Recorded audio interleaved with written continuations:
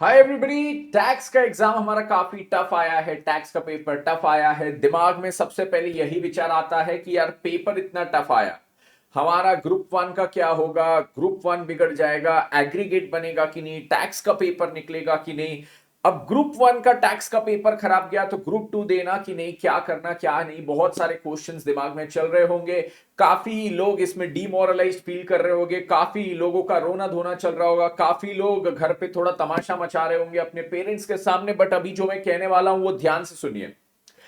Tax का paper tough आया, ये सेम एक्सपीरियंस मेरे साथ भी हुआ था जब मैं सीए फाइनल में था। सीए फाइनल का मेरा 2016 नहीं सॉरी 2015 नवंबर का जो अटेम्प्ट था, उस अटेम्प्ट में मेरा टैक्स का पेपर आईडीटी स्पेसिफिकली उसमें बहुत टफ आया था।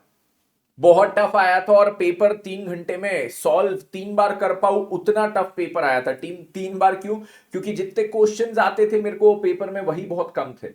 तो ऐसा था कि जितने क्वेश्चंस आते थे वो 3 घंटे में 3 बार हो सकते थे। इतना टफ वो पेपर आया था। एंड जब वो पेपर देके मैं निकला तो सबसे पहले तो ओवरव्यू ये मिला कि पेपर बहुत टफ है, सभी को ये चीज टफ लगी और सभी के चेहरे उतरे हुए थे। तो जब सभी के चेहरे उतरे हुए थे तो मुझे ये तो समझ गया कि मेरा इकलौते का पेपर बुरा नहीं गया है, सभी का पेपर बुरा गया है। Now the first thing that you have to do in this situation, आपको ये डीमोरलाइज होना छोड़ देना है, इस बात का बतंगड़ बनाना छोड़ देना है कि क्या मैं इस पेपर में पास होगा, क्या मेरा ग्रुप निकलेगा, क्या मैंने आगे की एग्जाम देना है। आप इस पेपर में पास भी होंगे, आपका ग्रुप भी निकलेगा और आपको आगे की एग्जाम्स भी 100% देना है। राइट? क्योंकि मैं आपको बता दूं, मेरे उस अटेम्प्ट में नवंबर 2015 के अटेम्प्ट में जब आईडीटी का पेपर बहुत टफ आया था तो चेकिंग में ग्रेस मार्क्स मिले जाते हैं, दिए जाते हैं। और उस पेपर में मैं 41 पे क्लियर हो गया था और उस बार मेरा ग्रुप टू जो था, आईडीटी ग्रुप टू में रहता है सीए फाइनल में, मैं 203 पे पास हो चुका था।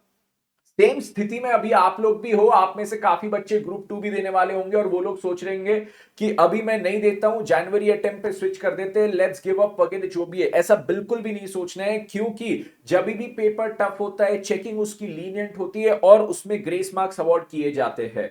राइट? सो मेक श्योर आप वो टैक्स का पेपर बिल्कुल दिमाग से निकाल ले, उसको आगे के पेपर में यहां पे बिल्कुल फर्क ना पड़ने दे। और एक बात आईसीआई की याद रखो, आईसीआई आपके अनुसार आपका पेपर चेक नहीं करता है कि मेरा पेपर बुरा गया है तो मुझे मार्क्स भी बुरे मिलेंगे।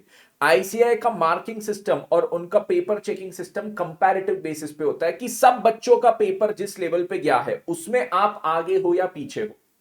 सभी बच्चों का अच्छा गया, आपका भी अच्छा गया तो बहुत खुश होने की भी बात नहीं है, क्योंकि उसमें फिर चेकिंग टफ होगी, सबको मार्क्स कंपैरेटिव बेसिस पे मिलेंगे। Pass fail is always decided on comparative basis, not on individual basis. तो आपको अगर लग रहा है कि मेरा पेपर बहुत बुरा गया तो सभी का पेपर बुरा गया है, सभी लोग सेम पेडेस्टियल पे है। आईसीआई अब कंपैरेटिव बेसिस पे आपको मार्क्स देगा या कंपैरेटिव बेसिस पे मार्क्स काटेगा। So do not be disheartened, do not be demotivated कि मेरा पेपर बुरा गया है, सभी के लिए पेपर टफ था। So there is nothing to worry, absolutely nothing to worry. बस अपने काम पे लगे रहिए, मेहनत पे लगे रहिए, ग्रुप टू की पढ़ाई अच्छे से कीजिए, बहुत जोरदार तरीके से तैयारी कीजिए।